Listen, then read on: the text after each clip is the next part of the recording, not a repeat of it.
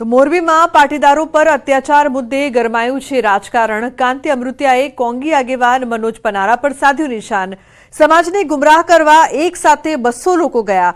ઘણાએ 2017ના આંદોલનનો લાભ લીધો। કોઈ ભાજપમાં આવી ગયા, કોઈ ઘરે બેસી ગયા। ચૂંટણી આવે છે એટલે કંઈક નવું કરવાનું પ્લાનિંગ હોય। 2017માં અમારા જેવા કેટલાયને હરાવ્યા હતા તેવું પણ અમૃતિયાએ કહ્યું છે। 500 પાટીદારોના બંદૂકના લાયસન્સ માંગવાનો મુદ્દો કોઈની તાકાત નથી કે મોરબીમાં ગેંગ ઊભી થાય।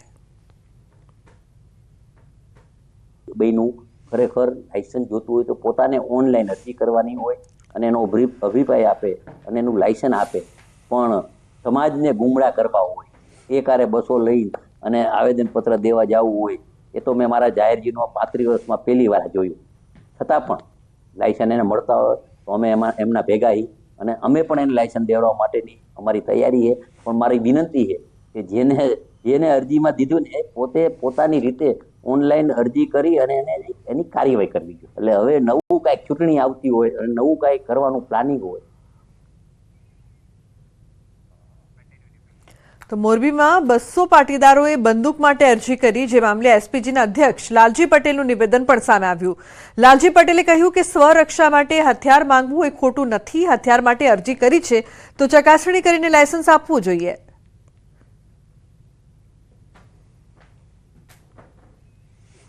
જે પાટીદારોએ અરજી કરી છે, મને લાગે છે ખરેખર લાયસન્સ કાયદેસર રીતે મળતું હોય છે તો દરેકે અરજી કરી એમાં કોઈ ખોટી વાત નથી અને 100% દરેકે પોતાનું લાયસન્સ રાખવું જોઈએ અને આ રીતે સુરક્ષા માટે જરૂરી છે પોતે હથિયાર રાખી અને આવા અસામાજિક તત્વો એના માટે સુરક્ષા માટે જરૂરી છે દરેકને। તો જેમને પણ ભાઈઓએ માગી છે હું માનું છું યોગ્ય વાત છે। તો રાજ્યમાં આદિવાસીઓ માટે અલગ ભિલિસ્તાનની માંગ ઉઠી હતી। આ અલગ ભિલિસ્તાનની માંગને આદિજાતિ વિકાસ મંત્રી કુબેર ડિંડોર અને કુંવરજી હળપતિએ વખોડી છે। બંને મંત્રીઓએ અલગ ભિલિસ્તાનની માંગ કરતા લોકોની આકરી ટીકા કરી હતી। મંત્રીઓએ કહ્યું કે કેટલાક લોકો આદિવાસી સમાજને ગેરમાર્ગે દોરી અને રાજકીય લાભ લઈ રહ્યા છે। આદિવાસીઓનો વિકાસ ગુજરાત અને દેશની સાથે રહીને જ થઈ શકે છે। અલગ ભિલિસ્તાનની માંગનો કોઈ મતલબ નથી।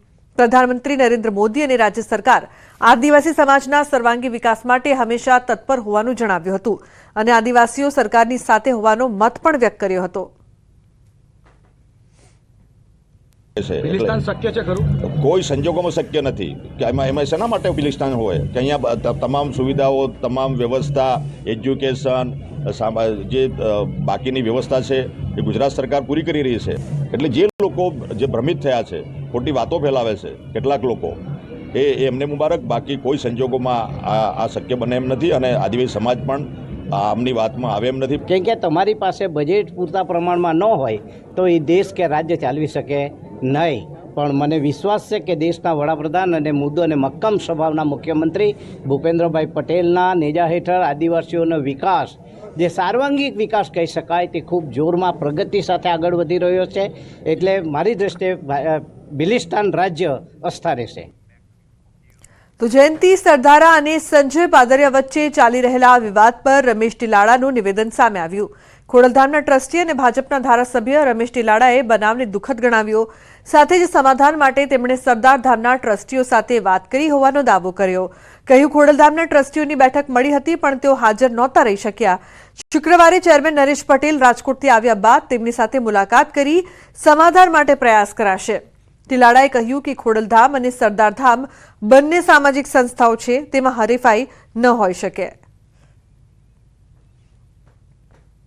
સૌરાષ્ટ્રના ઉપપ્રમુખ જયંતિ સરદારા અને પીઆઈ સંજય પાદરિયા વચ્ચે હાલ એક વિવાદ ચાલી રહ્યો છે અને ત્યારે સમગ્ર મામલે વાતચીત કરવા હાજર છે ખોડલધામના ટ્રસ્ટી અને ધારાસભ્ય રમેશભાઈ ટીલાડા। આપણે તેમની સાથે જ વાતચીત કરીશું। રમેશભાઈ, શું કહેશો આપની પ્રતિક્રિયા? સરદારધામના ઉપપ્રમુખ જયંતિભાઈ સરદારા ઉપર જે હુમલો બન્યો છે એ ખરેખર નિંદનીય બાબત છે અને હું એમ કહું છું કે ખોડલધામ અને સરદારધામ બંને સમાજના ઉત્થાનનું કામ કરે છે। તો કંઈ આ પોતપોતાની ક્ષેત્રની અંદર સંસ્થાઓ કામ કરતી હોય અને એમાં કોઈ વિવાદનો પ્રશ્ન જ નથી અને આ વિવાદ હશે કાંઈ જે કાંઈ હશે ઇન્ટરનલ તો એ અમે વહેલામાં વહેલો પૂરો કરી દેશું। ખાસ કરીને એક સીસીટીવી ફૂટેજ પણ સામે આવ્યા છે, જેમાં સ્પષ્ટપણે જણાઈ રહ્યું છે કે સૌપ્રથમ જયંતિ સરદારા દ્વારા પીઆઈનો કાટલો પકડવામાં આવે છે અને ત્યારબાદ તેમને લાત મારવામાં આવે છે અને ત્યારબાદ પીઆઈ દ્વારા વળતો હુમલો કરવામાં આવે છે. આપ આને કઈ રીતે જુઓ છો? સીસીટીવી કેમેરાના ફૂટેજ તો મેં નથી જોયા, પણ આપ કહો છો એમ જે કંઈ બનાવ બન્યો હશે એમાં કોઈ કારણ તો હશે જ, અને એ બનાવ એના આધારે જ બનાવ બન્યો હોય, એટલે હવે તો બંને પક્ષને સાંભળી તો જ સાચી હકીકત બહાર આવે. ખાસ કરીને આપની સરદાર ધામના જે ટ્રસ્ટીઓ છે, જે હોદ્દેદારો છે, તેમની સાથે કોઈ વાતચીત થઈ છે કે જેથી કરીને ઘીના ઠામમાં ઘી પડી શકે? કારણ કે ગઈકાલે જયંતિ સરદારા દ્વારા પણ સમાધાનની એક વાત કરવામાં આવી છે, શું કહેશો? આ સરદાર ધામના સિનિયર ટ્રસ્ટીઓ સાથે પણ મેં વાત કરી છે અને એ બધા ખૂબ પોઝિટિવ છે, બધા સારા લોકો છે અને મને એને સંમતિ પણ આપી છે કે આપણે સાથે મળી અને જે કંઈ વિવાદ હશે એ પૂરો કરી દેશું. ખાસ કરીને સમગ્ર મામલે નરેશભાઈ સાથે કોઈ વાતચીત થઈ છે? કારણ કે હાલ તેઓ પણ વિદેશ પ્રવાસે છે. તમારા પણ સતત પ્રયાસો રહ્યા છે કે બને ત્યાં સુધી આ વિવાદ છે તે શમી જાય, શું કહેશો? મેં નરેશભાઈના કોન્ટેક્ટ કરવાના પ્રયત્ન કર્યા પણ વિદેશ હોવાના કારણે થઈ શક્યા નથી, એટલે આવતીકાલે એ આવવાના છે અને હું એને ચોક્કસ મળીશ અને આ બાબત સમજાવી અને વહેલી તકે આ પ્રશ્ન પૂરો થાય એવા પ્રયત્ન કરીશ. અંકિત પોપટ, ન્યૂઝ 18 ગુજરાતી, રાજકોટ. તો દ્વારકાના યાત્રાધામ બેટ દ્વારકામાં તંત્રએ ગેરકાયદેસર દબાણો પર સપાટો બોલાવ્યો. વહીવટી તંત્રએ બેટ દ્વારકામાં 25 જેટલા દબાણો તોડી પાડ્યા. બેટ દ્વારકા મંદિરના પાર્કિંગ આસપાસના નાના મોટા અનઅધિકૃત દબાણો પર તંત્રએ તવાઈ બોલાવી. પાલિકા તંત્ર અને પોલીસે પાર્કિંગ અને મંદિર આસપાસના દબાણો પર સપાટો બોલાવ્યો છે. તો યાત્રાધામ બેટ દ્વારકામાં દબાણો પર તવાઈ કરવામાં આવી છે. મહત્વપૂર્ણ સમાચાર, પાલિકા તંત્રએ પોલીસ સાથે મળીને દબાણો તોડ્યા.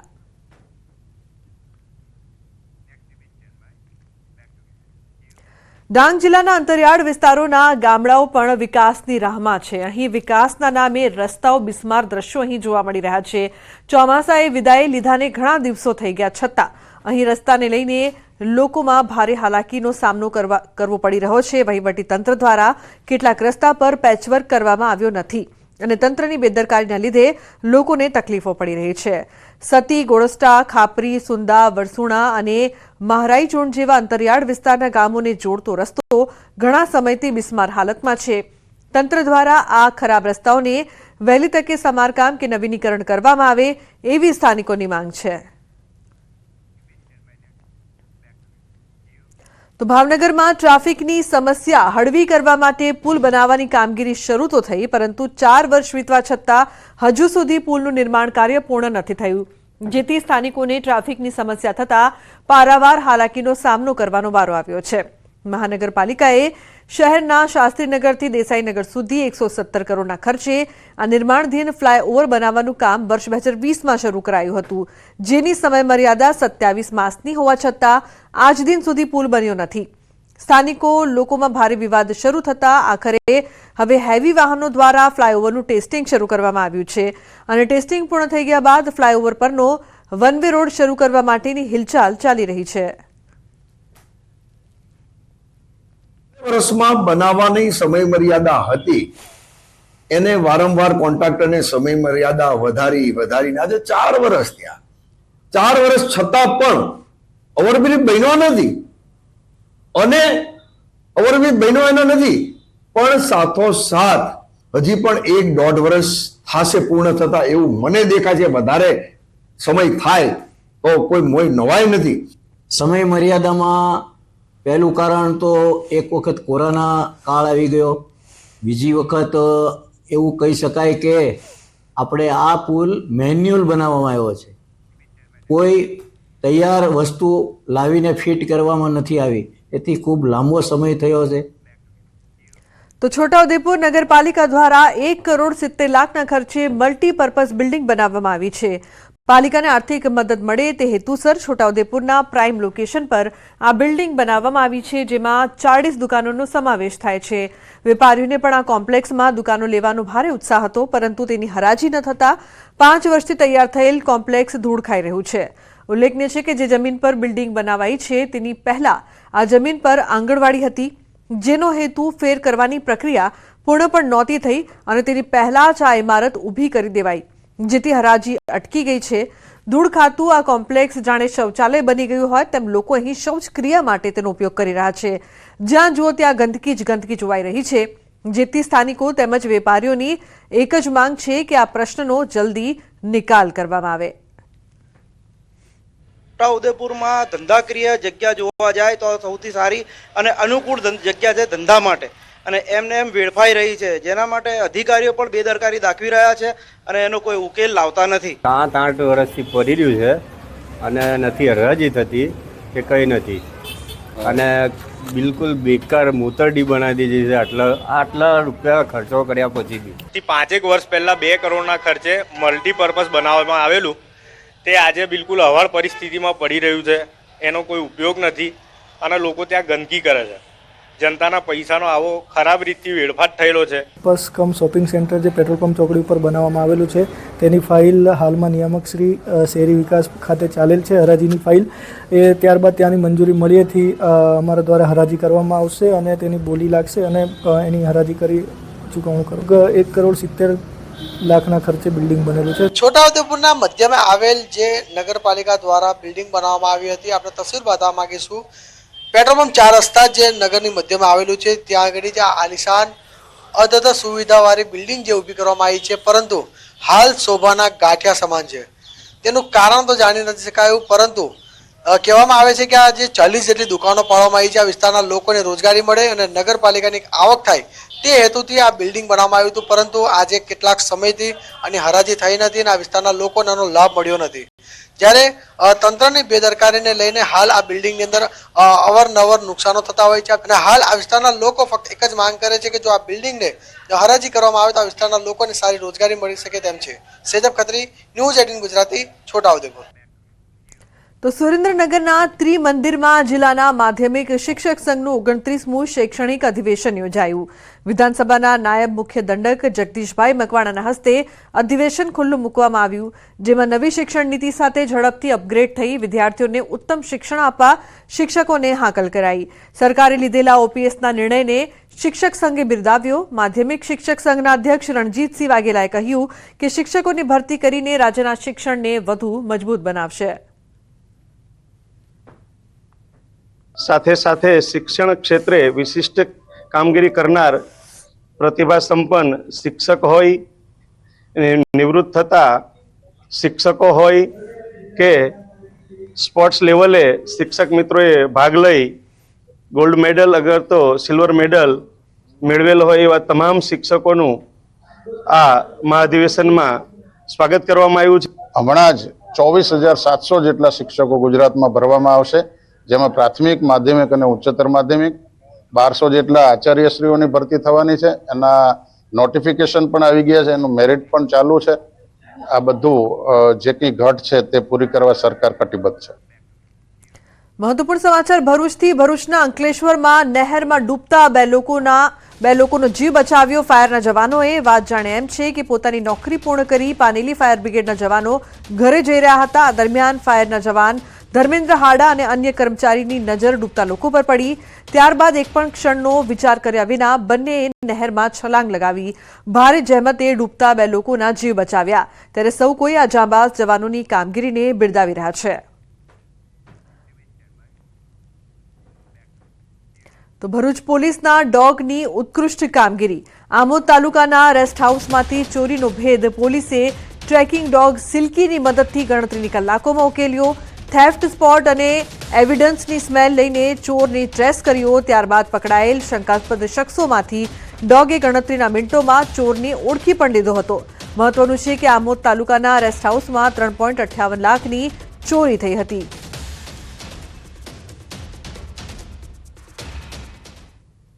જે આમોદ પોલીસ અને ભરૂચ જિલ્લાના જે સિલ્કી ડોગ છે તેને આ ગુનાના કામે ખૂબ જ ઉત્કૃષ્ટ કામ કરી આના ગુનાને ગણતરીના સમયમાં ડિટેક્ટ કરેલ છે અને ગુનાના કામે સંડોવાલ તોમદા ચિરાગ દિનેશભાઈ વાળાને ગુનાના કામે અટક કરેલ છે અને આગળની તપાસ આમોદ પોલીસ ચલાવી રહી છે.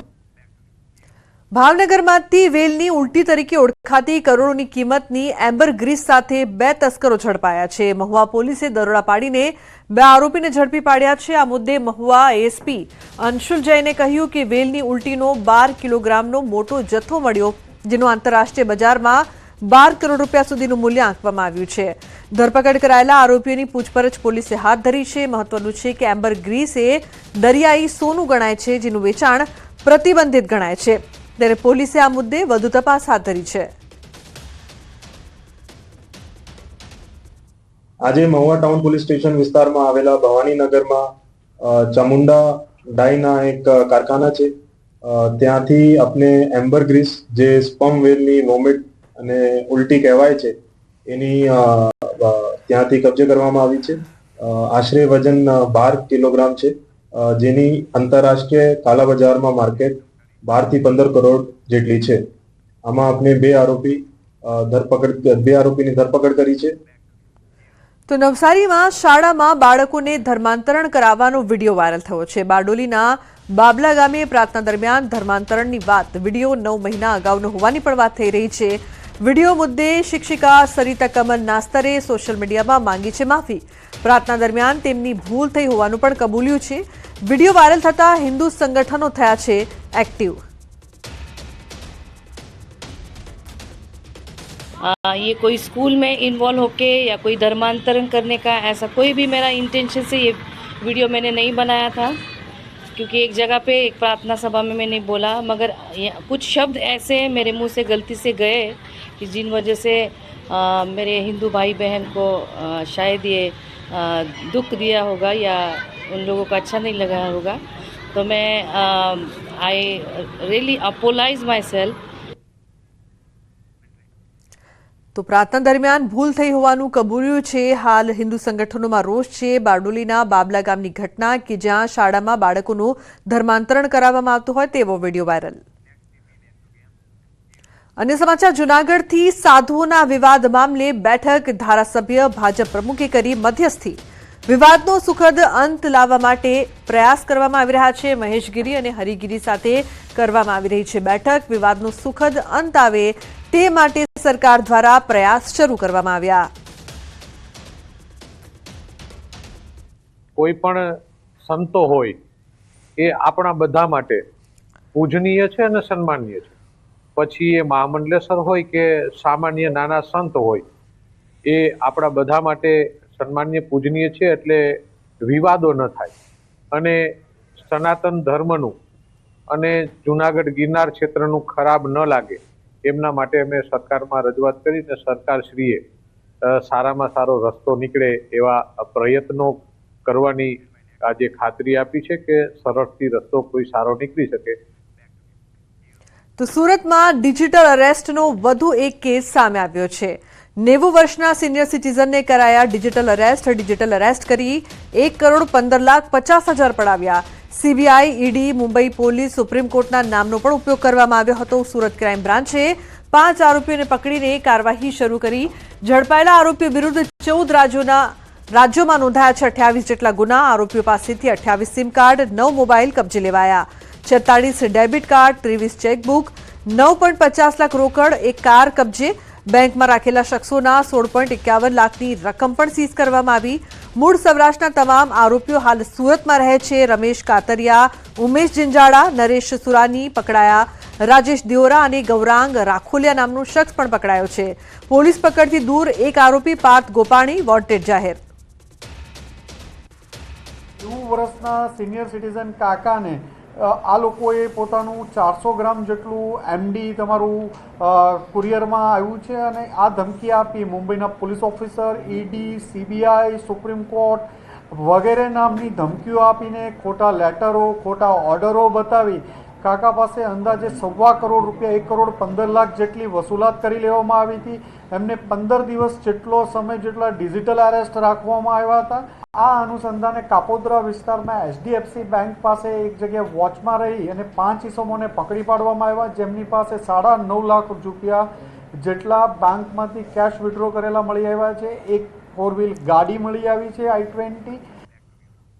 તો સુરતમાં લવ જેહાદનો ચોંકાવનારો મામલો સામે આવ્યો છે. વિધર્મી યુવકે હિન્દુ નામ ધારણ કરીને યુવતીને ફસાવી તેનું શારીરિક, માનસિક અને આર્થિક શોષણ કર્યાની ફરિયાદ નોંધાઈ છે.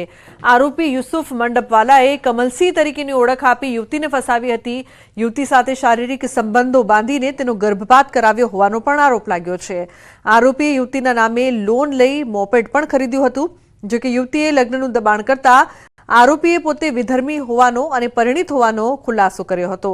બાદમાં આરોપી અને તેની પત્નીએ યુવતીને બ્લેકમેલ કરવાનું શરૂ કર્યું. યુવતીએ વીએચપીનો સંપર્ક કર્યો. હાલ રાંદેર પોલીસે પતિ પત્ની સામે ફરિયાદ નોંધીને કાયદેસરની કાર્યવાહી હાથ ધરી છે. जब शादी का प्रस्ताव रखा तब पता चला कि इसका नाम यूसुफ मंडप वाला है, ये शादीशुदा है, इसकी बीवी का नाम हबीबा मंडप वाला है. तो ये दोनों मियाँ बीबी ने मिलकर फिर इसको प्रताड़ित करना शुरू किया कि भाई हम तुम्हारे वीडियो, तुम्हारे फोटो सोशल मीडिया पर वायरल करेंगे. पुलिस से एफआईआर दर्ज हो चुकी है कोर्ट के आदेश अनुसार. हमें आशा है राज्य सरकार के जो कानून बनाए गए हैं लव जिहाद के विरुद्ध, उसके धारा के तहत अपराधी को तत्काल गिरफ्तार करे सरकार. તો ફિજીના નાયબ પ્રધાનમંત્રી મનોઆ કામિકામીએ ગાંધીનગરમાં મુખ્યમંત્રી ભૂપેન્દ્ર પટેલ સાથે મુલાકાત કરી. ફિજીના નાયબ પ્રધાનમંત્રીએ ગુજરાતે ડેરી ઉદ્યોગ સહિત કૃષિ ક્ષેત્રે જે વૈશ્વિક ખ્યાતિ મેળવી છે તેની તજજ્ઞાતાનો લાભ ફિજીને પણ મળે તે માટે પરસ્પર સહયોગની તત્પરતા વ્યક્ત કરી. તેમણે ડેરી ઉદ્યોગ ઉપરાંત એઆઈ અને આઈસીટી તથા સાયબર સિક્યોરિટી સેક્ટરમાં પણ ગુજરાત ફિજીને સહયોગ કરી શકે તેવી સંભાવનાઓ અંગે ચર્ચા કરી છે.